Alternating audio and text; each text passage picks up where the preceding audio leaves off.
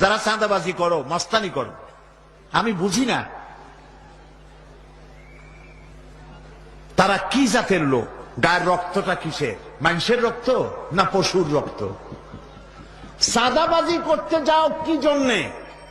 একটা মানুষ বহু টাকা বহু কষ্ট করে জমি জমা বিক্রি করে ব্যবসা করতেছে, সেখানে যাইয়া আমাদেরকে 2 লক্ষ টাকা দিতে হবে। কি চাঁদাবাজ এবং মাস্তান যারা চাঁদাবাজি করতে যাও, মানুষের কাছে খয়রাত চাও, ওই ভিক্ষা করে খাওয়া অনেক ভালো।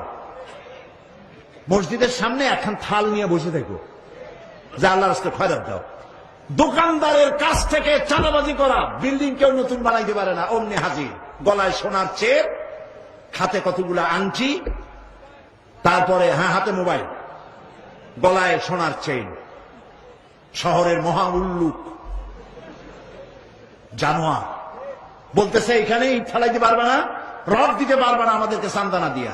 এটা কি মানুষ? বলেন মানুষ? এরা মানুষের সন্তান? এরা জানোয়ার, পশু। চাঁদাবাজ এবং মাস্তান সন্ত্রাসী, ইসলামে এদের কোনো স্থান নাই। এদেশে যদি কোরআনের রাজ কায়েম হয়, সন্ত্রাসীদের মাথা কামাইয়া ঘোল ঢেলে দেওয়া হবে, যাতে মাথা ঠান্ডা থাকে। এই জন্য মাথা ঠান্ডা করিয়া বসে থাকবে। আর সকলের চাকরি দেওয়া হবে, কাজ করো আর খাও, চাঁদাবাজি করো না। শ্বশুরের কাছে চাঁদাবাজি করে, বউর কাছেও চাঁদাবাজি করে। এত বড় লক্ষ্মী ছাড়া বউরে যায় বলে আমার হিরোইন খাওয়ার পয়সা দিবি।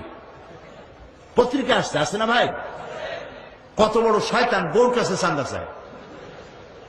আল্লাহ এইসব চাঁদাবাজ, মাস্তান, অপহরণকারী আর সন্ত্রাসী জানোয়ারদের হাত থেকে আল্লাহ এই দেশকে রক্ষা করুন। বলেন আমি, চিল্লায় বলেন আমি।